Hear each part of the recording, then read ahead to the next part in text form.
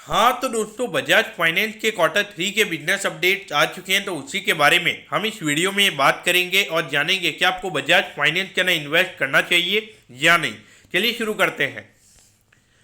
तो देखिए, अगर हम यहाँ पे लोन बुक की अगर हम बात करेंगे तो पिछले साल के कंपैरिजन में यहाँ पे 27% से लोन बुक का जो नंबर है वो हमें यहाँ पे बढ़ता हुआ नजर आया है और ये नंबर आया है 2,30,850 करोड़ पे। तो ऑल ओवर अगर आप देखोगे तो काफी फिनोमिनल हमें यहाँ पे ईयर ऑन ईयर बेसिस पे लोन बुक का ग्रोथ नंबर हमें यहाँ पे नजर आता है। तो देखिए, अभी बीच में बहुत ज्यादा ये बातें चल रही थी कि जो एनबीएफसी का जो मार्केट शेयर वो यहाँ पे जो बैंक वगैरह है तो उनकी बैलेंस शीट इतनी क्लीन हो गई है, तो उसकी वजह से यहाँ पे इतने अच्छी ग्रोथ के नंबर उनके नाम में देखने को मिल रहे हैं।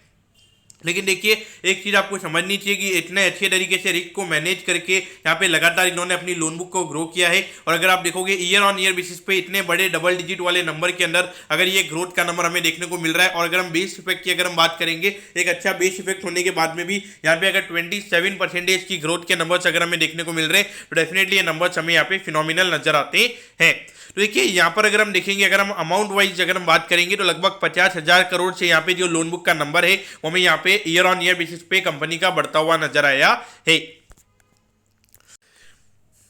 अब अगर हम यहाँ पे डिपॉजिट के नंबर की अगर हम बात करेंगे तो ये number year on year basis पर अगर हम बात करेंगे तो ये नंबर 41% से हमें यहाँ पे बढ़ता हुआ नजर आया है और ये नंबर आया है 43,000 करोड़ से। ये अगर हम अमाउंट वाइज अगर हम बात करेंगे तो लगभग 12 से 13,000 करोड़ से हमें यहाँ पे जो कंपनी का जो टोटल डिपॉजिट का नंबर है वो हमें यहाँ पे बढ़ता हुआ नजर आया है।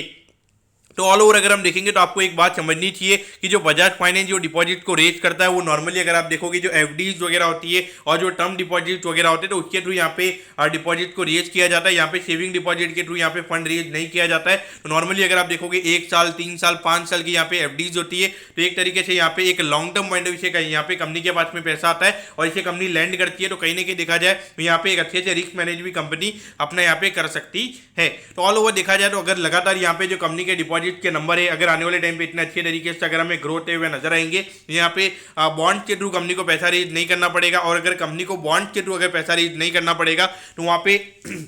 तो कहीं ना कहीं अभी बॉन्ड को रेज करके अभी 1 से 1.5% जहाँ पे बजाज फाइनेंस का जो कॉस्ट ऑफ फंड है वो ज़्यादा लगता है, वो कहीं ना कहीं आने वाले टाइम पे कम हो जाएगा। और अगर 1 से 1.5% का स्प्रेड यहाँ पर अगर कंपनी का कम हो जाता है तो ये कंपनी की जो प्रॉफिटेबिलिटी है हमें और बढ़ती हुई नजर आएगी, और वो भी करंट लोन बुक के हिसाब से।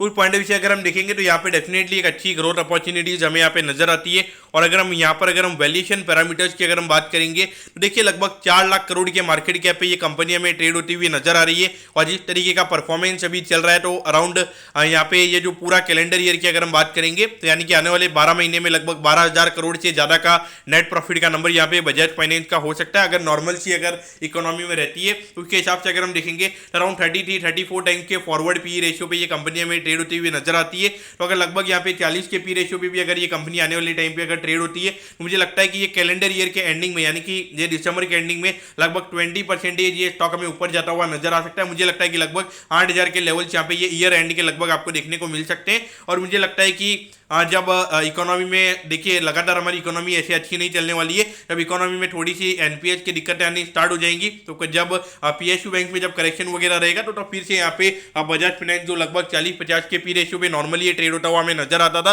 तो कहीं ना कहीं वहाँ पे फिर से वो नॉर्मल काइंड ऑफ वैल्यूएशन जहाँ पे ये कंपनी के हमें आने वाले टाइम पे नजर आएंगे।